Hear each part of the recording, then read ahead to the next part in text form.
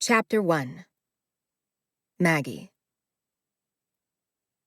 I opened the door to the karaoke bar one town over from Little Falls, the June breeze blowing in behind. I was probably the last one to arrive, but Mrs. Smith was a talker, and she'd walked me out of the pharmacy to her car to gripe about small-town politics.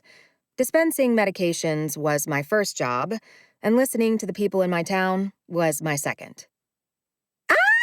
Maggie!" Lila, my best friend, cried from the bar as soon as she caught sight of me at the entrance.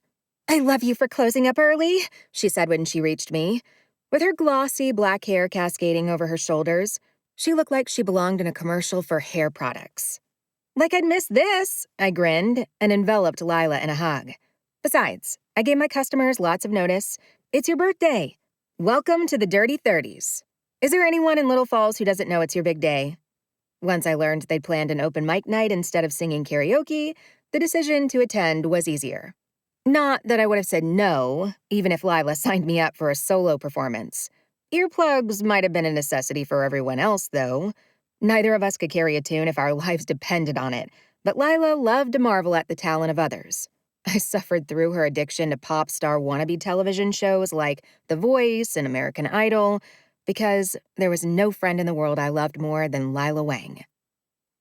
"It's not usually the paying customers who keep you away." Lila looped her arm with mine and sauntered past the sports memorabilia dotting the walls toward the long table at the back of the bar.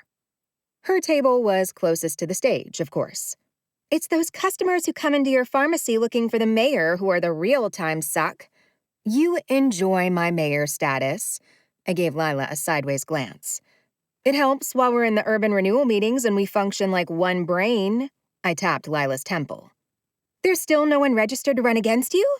With her fingers crossed, she squeezed her eyes closed. She mouthed, "Please say no." "No one yet. The deadline is tomorrow." Up ahead at the heavy wooden table, my older brother and sister, Tyler and Emily, were laughing, probably at some inside joke no one else understood. Other friends were gathered around, celebratory drinks in hand.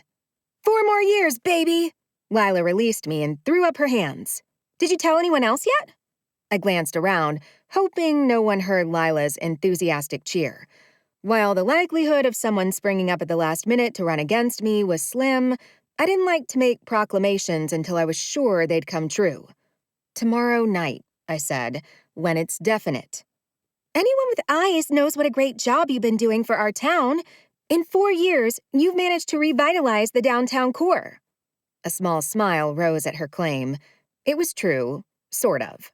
There was still lots of work to be done to create the Little Falls of my vision. The fact we traveled to the next town over for this event made me feel like a traitor. I should have insisted on doing something locally to support the downtown core I'd so painstakingly cultivated.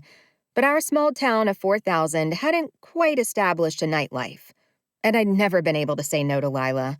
Ever since we met on the playground when we were 5, we'd been best friends. Lila's family emigrated from China, and even though we didn't speak the same language at first, it felt like our hearts strained toward one another, seeking something only each other could provide. We often called ourselves sisters by choice. My family accepted Lila as one of our own. According to Lila, she hadn't felt like an only child since she'd met us. Sometimes, Lila said, she forgot she was one.